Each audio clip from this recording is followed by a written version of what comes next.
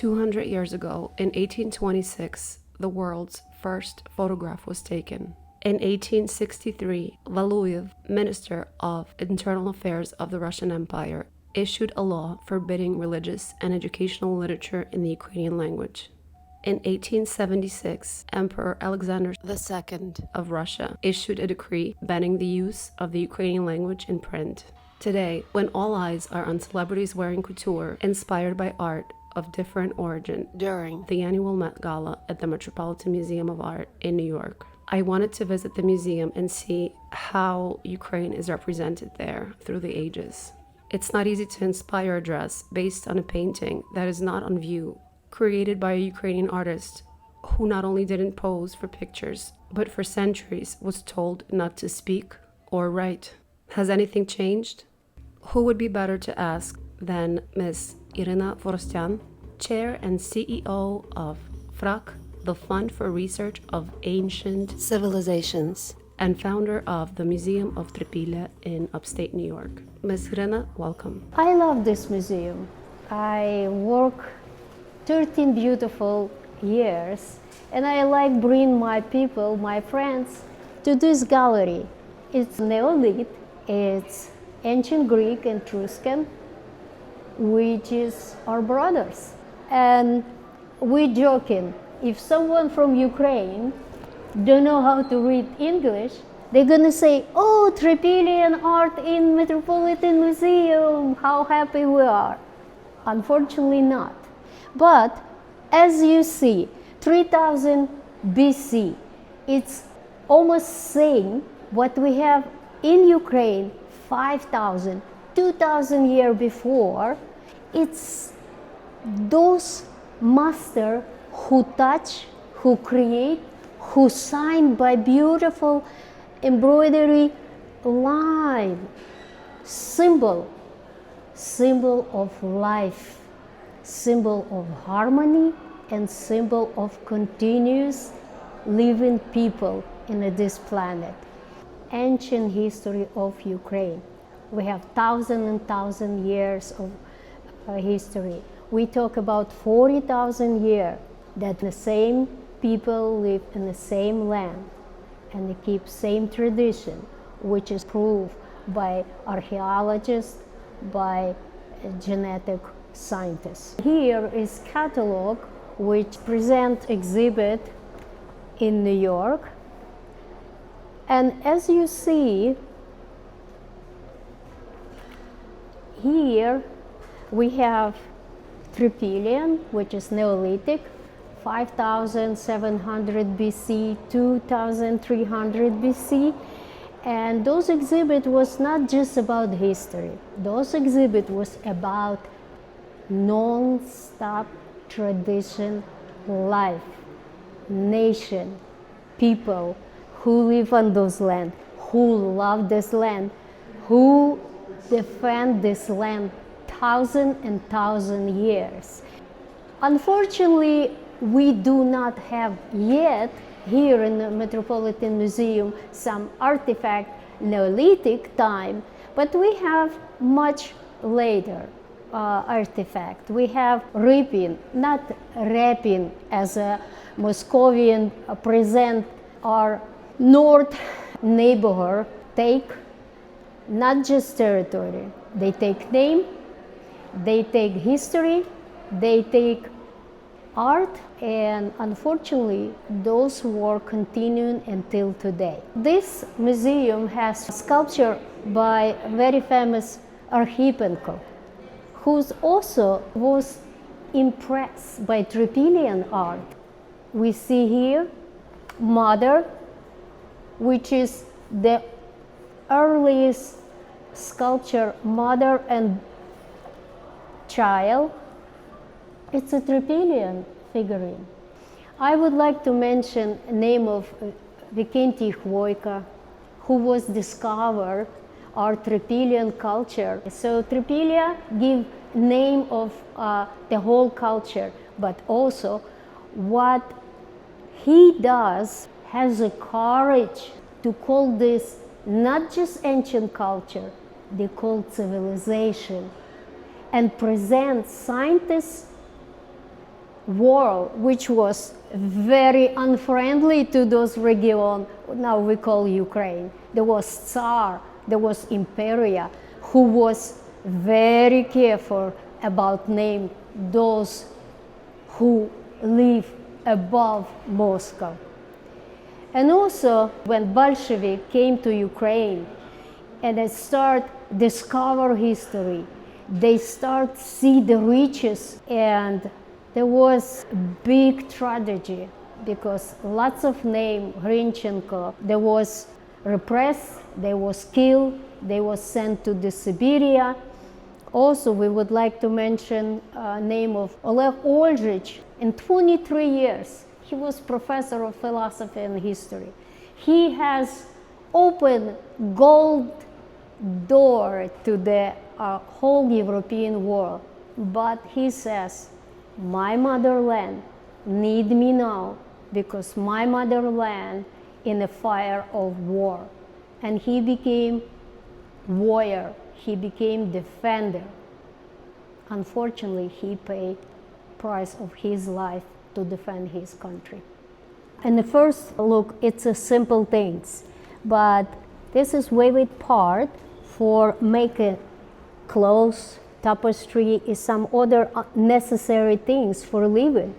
Trypillian and Etruscan live in a not friendly environment, and they have cold time, so they have to be in a nice clothes. And they was in a nice clothes. I would like to mention that it's mean lots of things. It's mean about aesthetic, about deep appreciation of life. For me, the history, the Trypillya and some other beautiful part of history was natural with my parents, with my family. Unfortunately, they go through the very tough life. That was red horror in our country because they say Ukraine not supposed to exist. The territory we need, and we need slaves. We don't need Ukraine people. And his history was always very special for me. I always would like to know who live in my land before us and who gonna live after us. So I decide to do my small step, but the real one. So we create foundation, we did exhibit, and also we was lucky. In 2012, we opened Trypillya Museum, upstate New York, near Ukraine place Sum. And at this time, it's very important to save our identity because people in a different culture, in a different environment, can be just dissolved. And it's very scary things. We want to say goodbye to this beautiful museum. And we want to go to the Ukrainian Institute of America.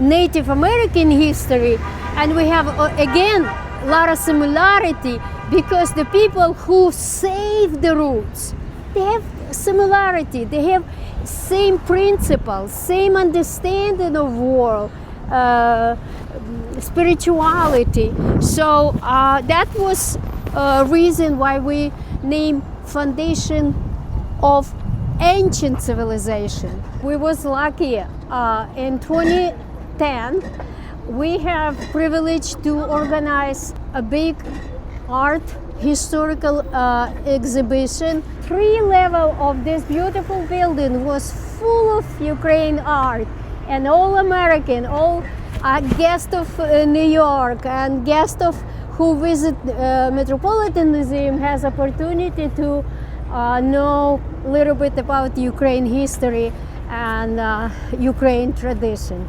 When you leave museum, you want to keep something part of this. And here we made some copy of Trypillian culture. This is represent mother of unit.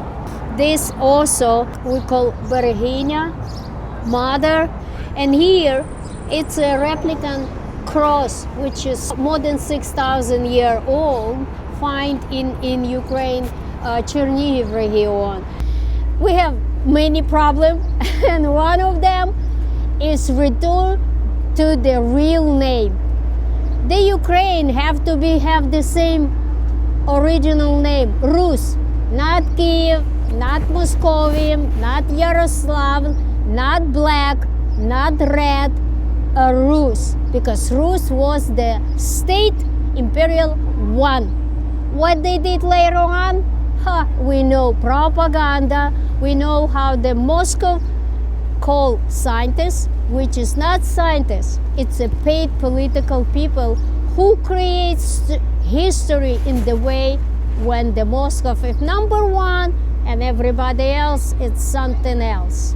So that have to be Rus. But how powerful, how influenced those here in America we can see. Even institution as a Metropolitan Museum make mistake.